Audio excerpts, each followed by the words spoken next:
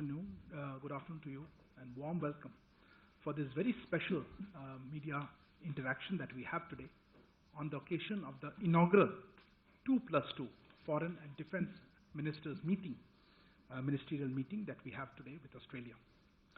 We will begin today's media interaction with statements from all the ministers. To begin the proceedings, may I request Honorable Raksha Mantri ji to make his remarks. Excellency Mr. Maris Payne, Excellency Mr. Peter Dutton, Dr. Jaishankar, ladies and gentlemen, 2+2 India Australia ministerial dialogue के लिए Australia के दोनों मंत्रियों का स्वागत करना मेरे लिए एक बहुत ही सम्मान की बात है और इससे मुझे बेहद खुशी भी है। 2+2 dialogue India Australia comprehensive strategic partnership के महत्व को दर्शाता है। भारत और ऑस्ट्रेलिया के बीच महत्वपूर्ण पार्टनरशिप है जो फ्री, ओपन, इंक्लूसिव और प्रॉस्परस इंडो पैसिफिक रीजन के शेयर्ड विजन पर पूरी तरह से आधारित है। दो लोकतंत्रों के रूप में पूरे क्षेत्र की शांति और समृद्धि में हमारे कॉमन इंटरेस्ट हैं। आज हमने बाइलेटरल और रीजनल इश्यूज पर मिनिस्टर पेन और मिनिस्टर डटन के साथ गहन और व्यापक चर्चा की है। हमने रक्षा सहयोग और वैश्विक महामारी के खिलाफ लड़ाई सहित व्यापक सहयोग के लिए विभिन्न इंस्टीट्यूशनल फ्रेमवर्क्स पर भी चर्चा की है। हमने अफगानिस्तान, हिंद प्रशांत में समुद्री सुरक्षा, बहुपक्षीय स्वरूपों में सहयोग और अन्य संबंधित विषयों पर विचारों का आदान प्रदान भी किया है। चर्चा के दौरान दोनों पक्षों ने free flow of trade, international rules and norms पर कायम रहना और सस्टेनेबल इकोनॉमिक ग्रोथ सुनिश्चित करने की आवश्यकता पर विशेष रूप से बल दिया है। बाइलेटरल डिफेंस कोऑपरेशन पर हमने सभी सर्विसेज में मिलिट्री एंगेजमेंट्स का विस्तार करने, ग्रेटर डिफेंस इंफॉर्मेशन करने की सुविधा प्रदान करने और म्यूचुअल लॉजिस्टिक सपोर्ट के लिए मिलकर काम करने का भी निर्णय लिया है। डिफेंस कोऑपरेशन के संदर्भ में मालाबार एक्सरसाइजेज में ऑस्ट्रेलिया की निरंतर भागीदारी को देखकर दोनों पक्षों को प्रसन्नता हुई है। हमने ऑस्ट्रेलिया को भारत के बढ़ते रक्षा उद्योग में शामिल होने और रक्षा उपकरणों के को प्रोडक्शन और को डेवलपमेंट में सहयोग करने के लिए भी आमंत्रित किया है। डॉक्टर जयशंकर जी और मैं दोनों ऑस्ट्रेलियाई मंत्रियों को महामारी की चुनौतियों के बावजूद उनकी भारत की यात्रा के लिए धन्यवाद दिया है। दोनों पक्ष एक स्ट्रांग और रोबस्ट पार्टनरशिप के निर्माण के लिए हाई लेवल एंगेजमेंट्स को जारी रखने पर भी पूरी तरह से सहमत हुए हैं। धन्यवाद। May I now request Honorable Minister of External Affairs to make his opening remarks.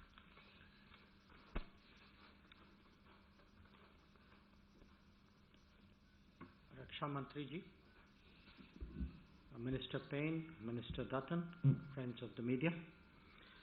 We have just concluded the first India-Australia 2+2 ministerial dialogue. This format is reflective of our growing engagement under the umbrella of our comprehensive strategic partnership. Before our meeting today, I met Minister Payne in the morning to discuss a range of bilateral, regional and international issues. I thank both the Australian ministers and the Australian delegation for their effort to come here in person to make this dialogue happen.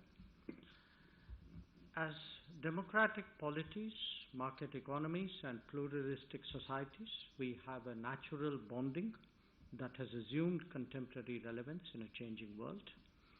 It was during the first India-Australia Virtual Leaders Summit held on 4th June 2020 that our Prime Ministers agreed to elevate our relations to a comprehensive strategic partnership. This 2+2 format is a direct outcome of that Leaders Summit and is pursuant to the comprehensive strategic partnership. India-Australia relations have experienced unprecedented momentum in the last 7 years. There have been frequent engagements despite the pandemic in a range of areas. New mechanisms have come up reflecting new energies. Our people-to-people contact has added a unique dimension to this relationship through the flow of talent, ideas, education, and tourism. Today, as the four ministers come together for the first time, we discussed our experiences and further collaboration in responding to the COVID-19 challenges. Decentralized globalization, strategic autonomy, and a sharper sense of national security are some of the relevant outcomes. We also underlined our commitment to creating secure and resilient global supply chains. We welcomed the renewed vigor with which both sides are now engaging on trade issues to fully expedite the complementarities between us. As has been stated by Raksha Mantriji, we have had some significant progress in our defense cooperation framework, and we have set out an ambitious framework to further enhance our cooperation. The 2+2 dialogue reflects the comfort that we have attained in our bilateral relationship, especially in strategic and security spheres, based on the growing convergences with Australia on the security issues and a shared commitment to a free, open, prosperous, and rules-based Indo-Pacific region. The peaceful development of the Indo-Pacific has been a focus of our relationship. Our two countries believe that it should be shaped by a participative and collaborative manner. We reiterated our commitment to continue to work together for peace, stability, prosperity of all countries in the region. This would include a rules-based international order, freedom of navigation in international waters, promoting connectivity as well as respecting the territorial integrity and sovereignty of all states. During the 2+2 dialogue, we also exchanged views on developments in our neighboring regions. Afghanistan was understandably a major subject of discussion. We agreed that the international community must be united in its approach, guided by UN Security Council Resolution 2593. As members of the Quad, we recognize the importance of plurilateralism in a multipolar and rebalanced world. We appreciate the value of our trilaterals with Japan, France, and Indonesia, and will hold these dialogues soon. The importance of ongoing cooperation in multilateral arena for preserving the rules-based international order was also emphasized. Our cooperation in the Commonwealth is important to that organization's performance. I also specifically took up with Minister Payne the problems faced by Indian students in Australia and those wishing to go to Australia, as well as the Indian origin community that is resident there. I urge that difficulties faced by students due to travel restrictions be sympathetically addressed as soon as possible. Today is the 20th anniversary of 9/11. It is a reminder, if one is still needed, of the importance of combating terrorism without compromise. Close as we are to its epicenter, let us appreciate the value of international cooperation to that end. In conclusion, I once again thank Minister Payne and Minister Dutton for their presence here in India today and for a very, very productive 2+2 dialogue. Thank you, sir. May I now invite Honourable Minister of Foreign Affairs and Minister of Women of Australia, Senator Mary Spain, to take the floor. Thank you very much, and to Ministers Jaishankar and Minister Singh, Minister for Defence of Australia Peter Dutton, to Australian High Commissioner to India Barry O'Farrell, and the Secretary of the Department of Foreign Affairs and Trade Catherine Campbell, and members of the media.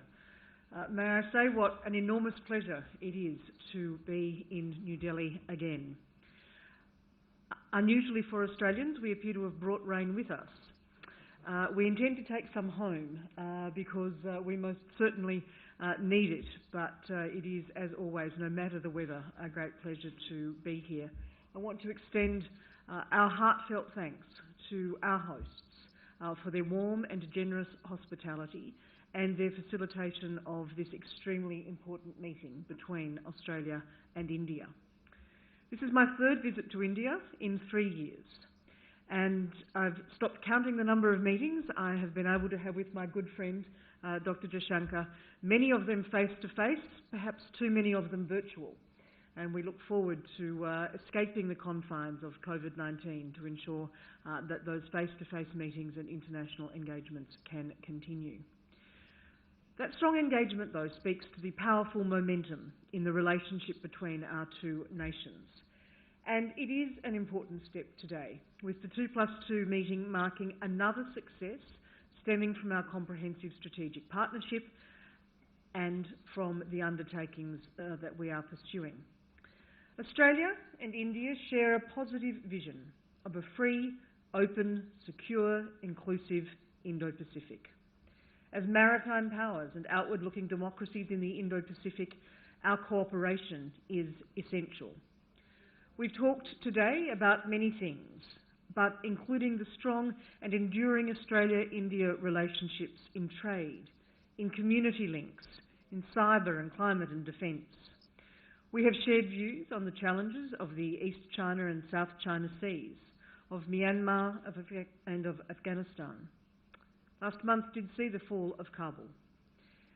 And along with the ongoing fight of terrorism, the future of Afghanistan remains a central concern to both of our countries. Both of our countries have been the victims of appalling terrorist attacks. And this day, the 11th of September, will be forever remembered for those terrible events of 20 years ago, when terrorism struck at the heart of our friend, the United States, and by extension also our modern, pluralist and democratic world. It's fitting that Minister Dutton and I should be here on this anniversary with such an important democratic partner. Ours is a relationship that supports stability and the rules-based order, a relationship that is based on the long-standing commonalities but is also full of vitality and promise. And I am very glad to be here today to see us take it forward another very important step. Thank you.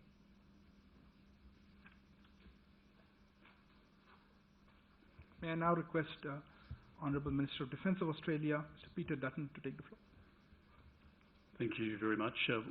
Ladies and gentlemen, good afternoon. Thank you very much for being here. Thank you, Maurice, for your words. It's been a great honour for Minister Payne and myself to be here in the distinguished company of Minister Jaishankar. Thank you very much, and also to Minister Singh, two good friends and two wonderful people for the relationship.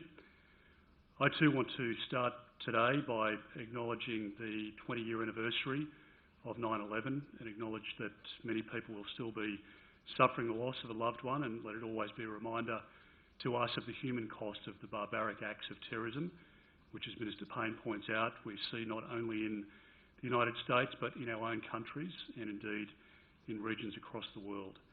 And it's part of the reason why this relationship is so important and why we rededicate ourselves to the values that we share, and that was reflected in the discussions today. Our discussions have been incredibly productive, and from a year on, since the Prime Ministers Morrison and Modi signed the Comprehensive Strategic Partnership, Australia and India's defence relationship is at an historic high. It has been a great pleasure, Minister Singh, to spend time with you, and I thank you very much for your engagement. I want to acknowledge your dedication in advancing the Indo-Australian Defence and Security Partnership, and I too am equally committed to this partnership and to this endeavour. India is a rising Indo-Pacific great power and an increasingly significant security partner for Australia, particularly in the maritime domain. We both depend on free and open access to sea lanes in the Indo-Pacific for our trade and economic well-being. And we share an unwavering commitment to upholding the rules-based international order and ensuring the Indo-Pacific is open, inclusive and indeed prosperous. As our nations contend with an increasingly complex and uncertain region, the friendship and partnership between our two nations is essential for helping to ensure our region is secure and stable. And in this vein, I've been incredibly pleased to see the growth in joint exercises and activities between our armed forces, despite the challenges of COVID-19. As we speak, ships from our navies are exercising together off the coast of Australia's Northern Territory as part of AUSINDEX, our two nations' bilateral naval exercise. Furthermore, we continue to collaborate in other areas like defence science and technology, and importantly, cyber security. Our mutual logistics support arrangement enabled Australia to airlift oxygen to India and support its response to the pandemic. Such activities are paving the way for deeper and more sophisticated operational cooperation between our two nations. Today, Minister Singh and I agreed to several initiatives to further our strong defence relationship and to drive greater practical engagement between our armed forces. Australia will invite India to participate in exercise Talisman Sabre and to continue to support Indo-Pacific endeavour, as we saw earlier this week. Australia will continue to participate in India's exercise Malabar with the United States and Japan. Australia and India have agreed to reinforce each other's maritime domain awareness through increased information sharing and indeed practical cooperation. And finally, Australia will increase its defence diplomatic representation here in New Delhi, a very significant and historic step to support closer coordination on Indian Pacific maritime security and greater information sharing. This meeting was a vital opportunity to discuss practical ways to reinforce our comprehensive strategic partnership, deepen our interoperability and bolster our defence cooperation. I look forward very much to continued close engagement with Minister Singh. I thank the Indian government for the warm hospitality that's been extended to Maurice and I, and I thank you for your friendship, which continues to grow on each of these occasions. Thank you. Thank you, Ministers, for your opening remarks. We will now take a few questions from friends of the media. Given time constraints, we'll limit that to 4. May I begin? The first question from Ms. Vinita Pandey from Asian Age, please. My question is to Dr. Jaishankar. Sir, you mentioned that Afghanistan was discussed, so maybe you can give us some idea to what extent Afghanistan was discussed, and is there going to be a common approach between India and Australia in dealing with the problems emanating from Afghanistan region? Well, I think if your question is about a common approach, Minister Payne should have an equal shot at an answer. But what I can say is that we had a very detailed exchange of views, and our approach is very similar. In a way, it is summed up by the UN Security Council Resolution 2593, which emphasizes most of all that Afghanistan must not allow its soil to be used in any manner by anybody for terrorism. But apart from that, there were issues of concern about the inclusiveness of the dispensation, concerns about treatment of women and minorities, matters related to travel of Afghans, issues regarding humanitarian assistance. So it is an evolving situation. I think it was a good exchange of notes, but I think perhaps Minister Payne would like to speak for Australia's position. Thank you, Dr. Jaishankar, and thank you for the question. We do share very strong interests in ensuring that Afghanistan never again becomes a safe haven for the breeding or the training of terrorists. And that is an abiding concern of the international community. For Australia's part, we're also very focused on seeking safe passage for those in Afghanistan, citizens, foreign nationals, visa holders of other countries who seek to leave Afghanistan. And we have urged that they be allowed to leave safely, and that means are available for them to do so. We're very conscious of the impact of violence and breaches of human rights on the Afghanistan community, and again would call for those human rights, fundamental human rights, to be observed. Humanitarian assistance will be a very important focus for the international community. We know that not only the recent events will have exacerbated any issues that were already being dealt with, but the ongoing drought, the significant internal and external displacement of citizens, the need for the World Food Programme, the UNHCR, the International Organisation for Migration, to be allowed unimpeded and safe access to provide humanitarian support is something which is very front of mind for Australia and for the international community. And I would also strongly reinforce Australia's views in relation to the position of women and girls. For 20 years, we have worked with the international community and the people of Afghanistan to ensure that the circumstances for women and girls in relation to education, participation in the workforce, the protection of their basic rights were preserved and in fact allowed to grow. And there are many women and girls who attest to the achievements of those 2 decades, and Australia stands with other members of the international community in seeking to ensure that that is not wound back and the participation of women and girls in their own right in a just way in the community is allowed to continue. Thank you. The next question I'll have Manas from PTI.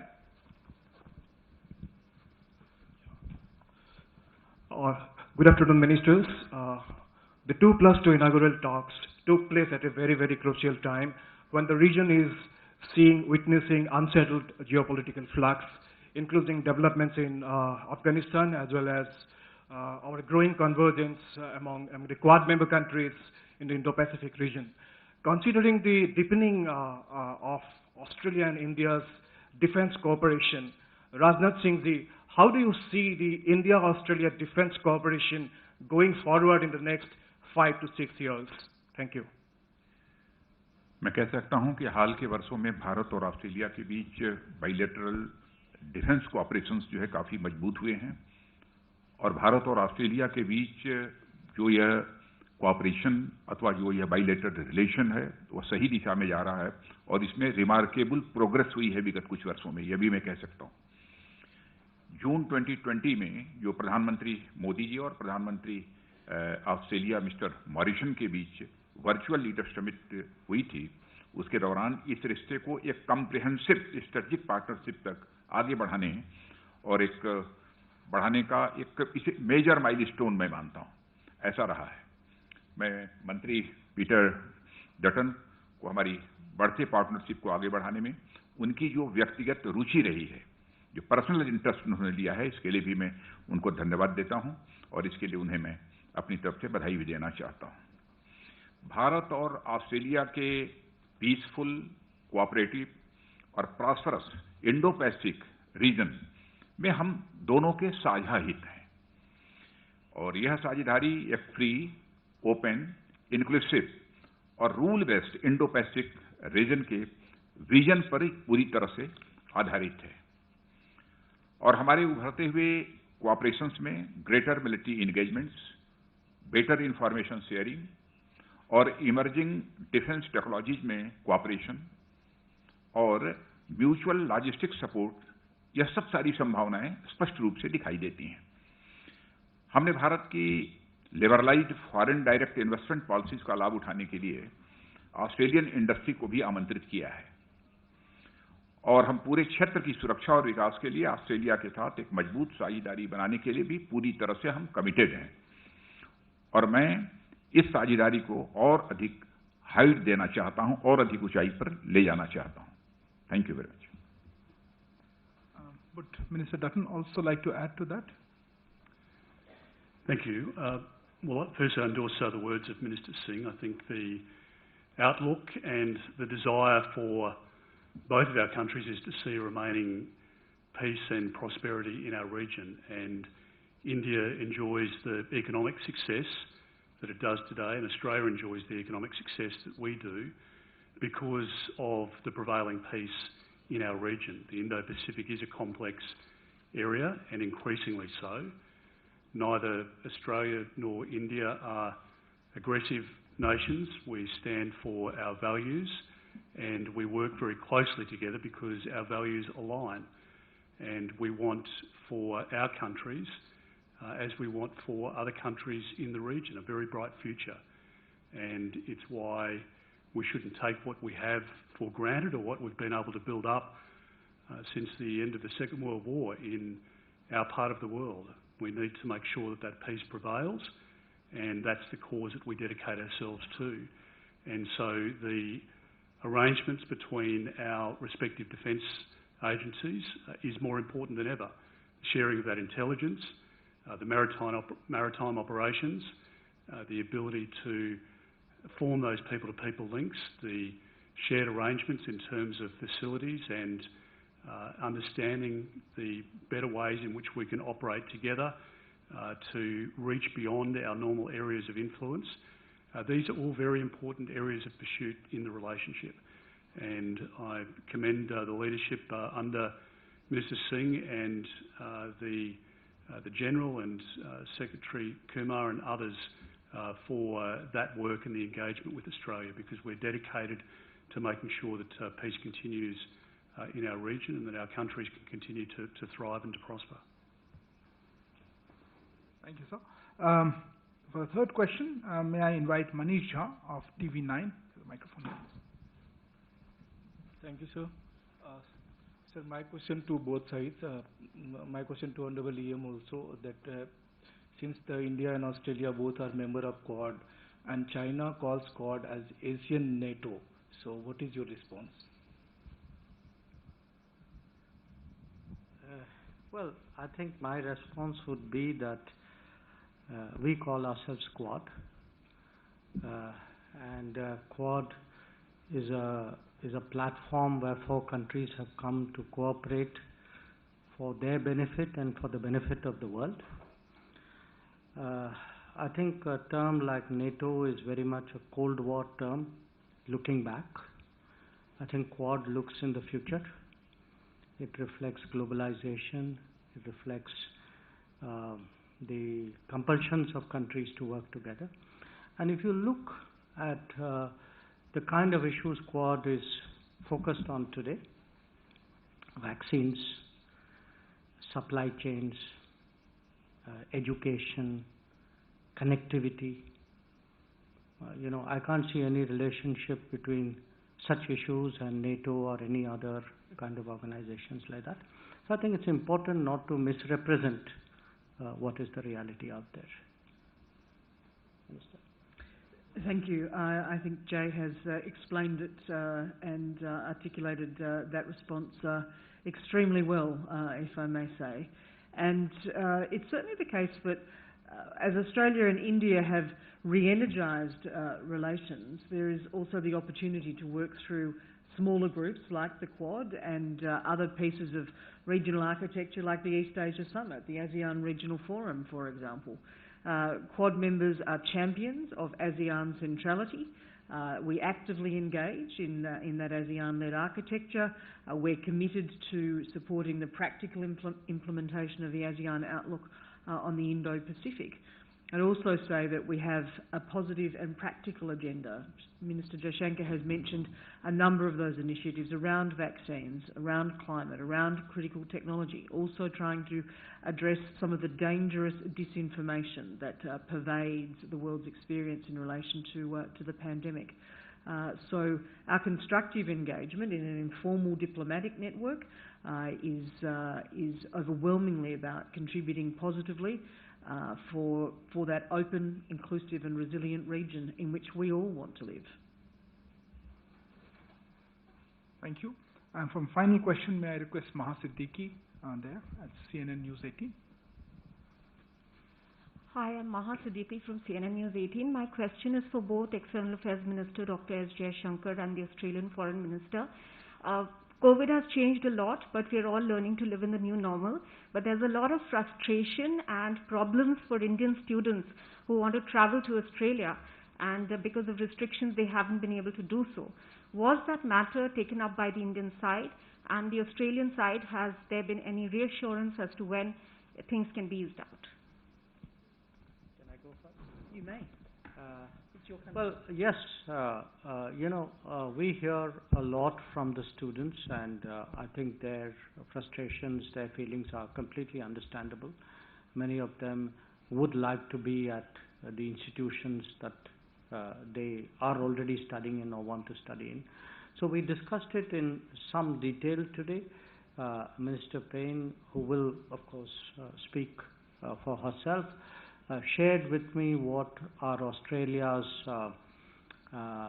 is Australia's thinking about when students would be able to come. But certainly, and I say this not just for Australia, I think we've been having some problems with some other countries as well. We had initially with the US, we're still having some issues with Canada. So I do want, the students of the country and the parents of the students to know that it is something we take as a very high priority and take up very, very vigorously with our foreign partners. But Minister Payne would like to perhaps speak about Australia's thinking. Thank you, I would. I live and work in Western Sydney, and I am one of the most enthusiastic proponents of welcoming our much-loved Indian students back into the Australian education system as soon as it is possible for us to do so.